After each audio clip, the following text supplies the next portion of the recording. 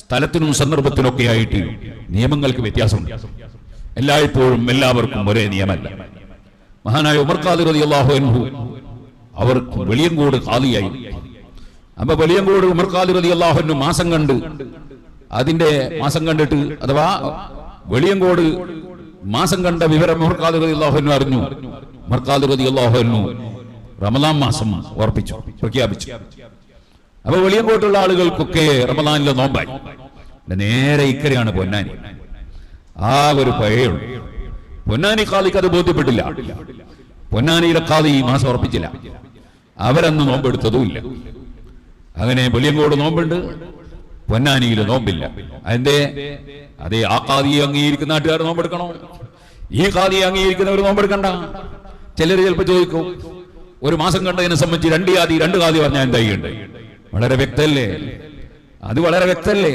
ഓരോ സ്ഥലത്ത് ചെല്ലുന്നവർ ആ സ്ഥലത്തിനനുസരിച്ച് നീങ്ങണം. നമ്മളെ ഒരു സ്ഥാപനമുണ്ട്, സിറാജുൽ ഹുദയുടെ ഒരു സ്ഥാപനം. ശരീഅത്ത് കോളേജിന് ഒരു നിയമമാണ്, ദേവാ കോളേജിന് ചിലപ്പം വേറൊരു നിയമമാണ്. ദേവാ കോളേജിലെ കുട്ടികൾ അതിന്റെ ശരീഅത്ത് കോളേജിൽ അങ്ങനെ ചോദിക്കാൻ പാടില്ല. ശരീഅത്ത് കോളേജിലെ കുട്ടികൾ അതിന്റെ ദേവാ കോളേജിൽ അങ്ങനെ ചോദിക്കാൻ പാടില്ല. ഓരോന്നിനും ഓരോ നിയമമാണ്. ഇംഗ്ലീഷ് മീഡിയം സ്കൂളിൽ എത്തുമ്പോൾ അവിടെ ഫീസ് അടക്കണം. അപ്പൊ എന്താ അത് നിങ്ങൾക്ക് ഫ്രീ ആയിക്കൂടെ എന്നൊരുത്തം ചോദിക്കാൻ പാടില്ല. അവിടുത്തെ നിയമം വേറെയാണ്. ഇക്കോളിന് വേറൊരു നിയമമാണ്. ഓരോ സ്ഥലത്ത് ഓരോ നിയമമാണ്. അതെന്താ അവിടെ എവിടെ ആയിക്കൂടെ ചോദിക്കാൻ പാടില്ല. ഓരോന്നിനും ഓരോ നിയമമാണ്. ഇതിൽ എല്ലാവർക്കും തിരിയുന്നതാണ്. ഇത് തിരിയാത്ത മനുഷ്യന്മാർക്ക് ബുദ്ധിയില്ല എന്നല്ലാതെ വേറെന്ത് പറയാനാ? അപ്പൊ ഉമർ ഖാദി റളിയല്ലാഹു അൻഹു മാസം ഉറപ്പിച്ചു. വെളിയങ്കോട് നോമ്പായി. അതേസമയത്ത് പൊന്നാനി ഖാദി ഉറപ്പിച്ചില്ല. ഒരു പുഴേന്റെ വ്യത്യാസമേ ഉള്ളൂ. ഇവിടെ നമ്മളെ ചെറിയ ഒമ്പളോ കുറ്റിയാടി എന്ന് പറയും പോലെയാണ്. പാലം പിന്നെ കെട്ടിയതാ. അന്ന് പാലമൊന്നുമില്ല. ഞാൻ തന്നെ ആദ്യം പോകുമ്പോൾ പാലില്ല. പിൽക്കാലത്താ പാലം പറഞ്ഞു. ഞാൻ തോണി പോയി, എനിക്ക് ഓർമ്മ. അപ്പോ അങ്ങനെ രണ്ടു കൂട്ടരും രണ്ടു നിലക്ക് മാസം ഉറപ്പിച്ച് രണ്ടു നിലക്ക് നോമ്പായി.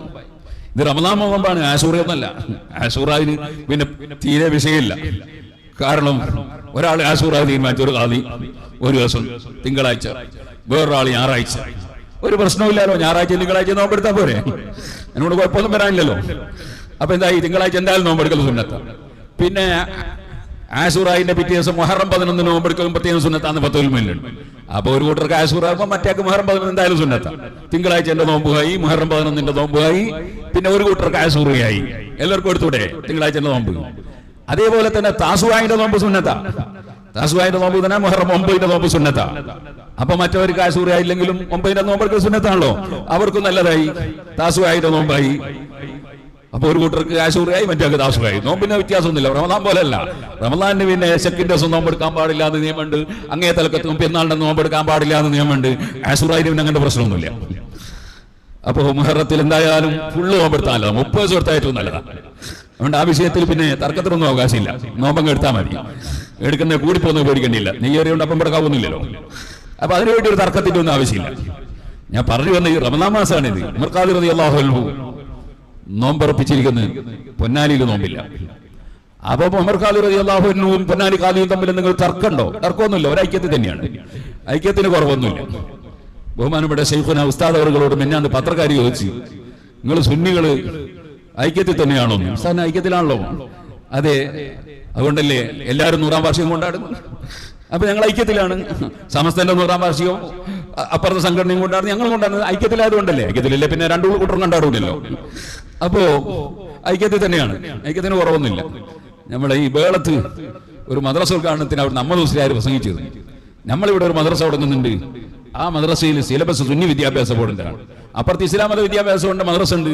അതുകൊണ്ട് തന്നെ ഭിന്നിപ്പൊന്നുമില്ല. കാരണം അത് വേറെ സിലബസാണ്, ഇത് വേറെ സിലബസാണ്. തർക്കമൊന്നുമില്ലല്ലോ. സാധാരണ ഇല്ലേ, അവിടെ ഒരു കച്ചവടം ഉണ്ട്. ആ കച്ചവടം പച്ചക്കറി കച്ചവടമാണ്. ഇവിടെ ഒരു കച്ചവടം ഉണ്ട്, മീൻ കച്ചവടം. രണ്ടും ആവശ്യം തന്നെയല്ലേ ഈ എന്ന് പറഞ്ഞ മാതിരി. അതിലൊന്നും തെറ്റൊന്നുമില്ലല്ലോ. അതൊരു ഭിന്നിപ്പുമല്ലല്ലോ. സുബ്ഹാനല്ലാഹ്. ഏതായിരുന്നല്ലോ ഉമർ ഖാദി റളിയല്ലാഹു അൻഹു മാസം ഉറപ്പിച്ച് നോമ്പ് ഒരു ദിവസം മുമ്പേ എടുത്തു. പൊന്നാനിക്കാരെ സംബന്ധിച്ചോളം മുമ്പേ, അതേ സമയത്ത് വെളിങ്കോട്ടുകാരെ സംബന്ധിച്ച് റെഡിയാണ്. ആ ഉമർ ഖാദിക്ക് 10 ദിവസം വയലുണ്ട് പൊന്നാനി പള്ളിയിൽ. പൊന്നാനിയിൽ റമദാന്റെ അവസാനത്തെ 10 ദിവസം ഉമർ ഖാദിന്റെ വയല. ഉമർ ഖാദി റളിയല്ലാഹു അൻഹു വയൽ പറഞ്ഞു.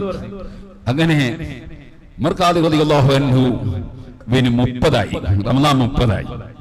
അപ്പൊ പൊന്നാനിക്കാർക്ക് 29 ആയിട്ടുള്ളൂ. അപ്പൊ ഉമർ ഖാദി റളിയല്ലാഹു അൻഹു മഗ്രിബ് നിസ്കരിച്ച് അല്ലാഹു അക്ബർ 30 പിന്നെ പെരുന്നാളായില്ലേ, തക്ബീർ അങ്ങ് കേൾവി.